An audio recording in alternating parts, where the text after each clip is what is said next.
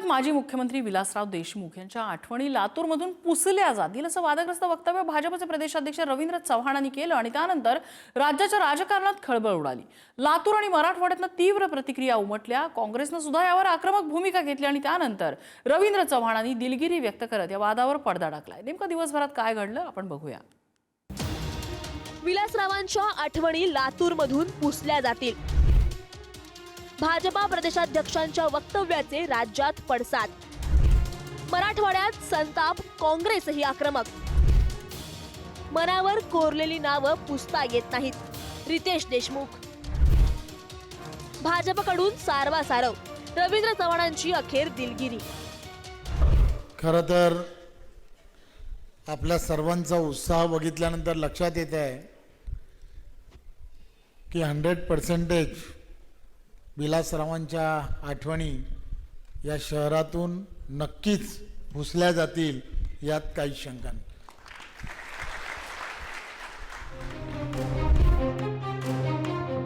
लातूर महापालिकेच्या प्रचारात कार्यकर्त्यांसमोर भाजपा प्रदेशाध्यक्षांनी केलेल्या या वक्तव्याचे जोरदार पडसाद उमटले। लातूरसह मराठवाड्यात या वक्तव्यावर तीव्र प्रतिक्रिया उमटल्या। विलासरावांचे पुत्र आमदार अमित देशमुख आणि अभिनेते रितेश देशमुख यांनी नम्रपणे ही टीका फेटाळून लावली। मनावर कोरलेली नावं पुसता येत नाहीत असं सांगत अभिनेते रितेश देशमुख यांनी निषेध व्यक्त केलाय। दुर्दैवी आहे, त्यांनी असं विधान करायला नको होतं आणि लातूरची ही संस्कृती नाही आहे, किंबहुना महाराष्ट्राचीच ही संस्कृती नाही आहे। या विधानाचा मी निषेध करतो आणि त्याचा निषेध सर्वत्र होतोय अशी माझी माहिती आहे। दोन्ही हात वर करून सांगतो, लोकांसरी जगलेल्या माणसांची नावं मनावर कोरलेली असतात। लिहिलेलं पुसता येतं, कोरलेलं नाही।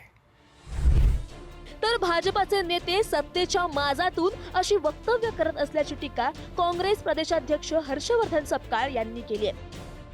विलासराव आणि लातूरच्या नात्याची कल्पना भाजपा नेत्यांना येणार नाही असं सांगत करारा जबाब मिळेल अशी आक्रमक भूमिका काँग्रेसनं घेतली आहे। तर शिंदेच्या शिवसेनेकडूनही या वक्तव्याचा निषेध व्यक्त करण्यात आला।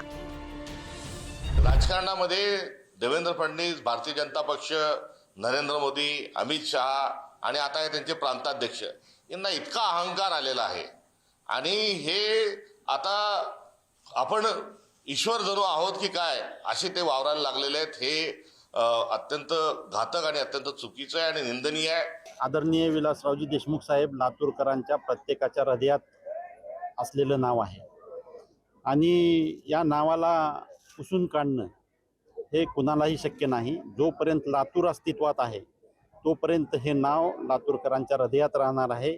स्वतःला सुसंस्कृत म्हणून घेणाऱ्या राजकीय नेत्याचं वक्तव्य हे कुणालाही मान्य नाही। प्रत्येक लातूरकर आज या गोष्टीचा निषेध करत आहे। विलासराव देशमुख एक राष्ट्रीय स्तरावरचे नेते होते, त्याच्यामुळे त्यांच्याबद्दल काही विधान केलं असेल तर त्याला काही मी पाठिंबा देणार नाही। शेवटी अनेक वेळेला भाषणाच्या ओघामध्ये ह्या गोष्टी बोलून दिल्या जातात, परंतु ते ज्या पक्षाशी संबंधित आहेत त्या पक्षाच्या संदर्भात चव्हाण साहेबांनी हे विधान केलेलं असावं आणि त्याच्यामुळे त्या संदर्भात विलासरावांचं नाव पुढे आलं असावं असं मला स्वतःला वाटतं। अशा तीव्र प्रतिक्रिया उमटल्यानंतर भाजपाकडून या प्रकरणात सारवासारव करण्यात आली। मला वाटतं रवींद्र चव्हाण साहेब आमचे प्रदेशाध्यक्ष आहेत, प्रचारक, स्टार प्रचारक आहेत। त्यांचा कनेक्ट महाराष्ट्रातल्या सगळ्या विभागाशी आहे।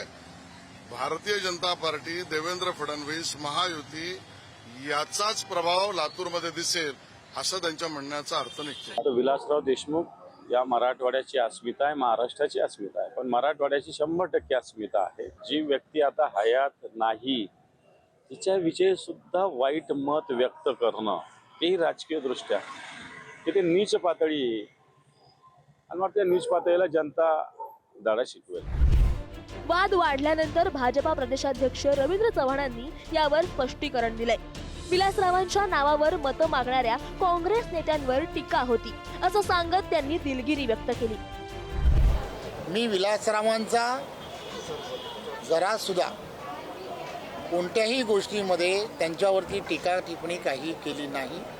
त्यांचे चिरंजीव माझे अत्यंत चांगले मित्र आहेत. त्यांच्या जर त्यामधल्या भावना दुखावल्या असतील तर मी नक्कीच त्यांची दिलगिरी व्यक्त करेन. सोशल मीडियातही या वादाचे पडसाद उमटले. अनेक नेटिझन्स आणि कलाकारांनी रितेश देशमुखच्या भूमिकेचं समर्थन केल्याचं पाहायला मिळालं. या वादानं लातूर आणि मराठवाड्यातील काँग्रेसला नवा मुद्दा मिळालाय. हा मुद्दा आता प्रचारातील महत्त्वाचा मुद्दा ठरण्याची शक्यता आहे.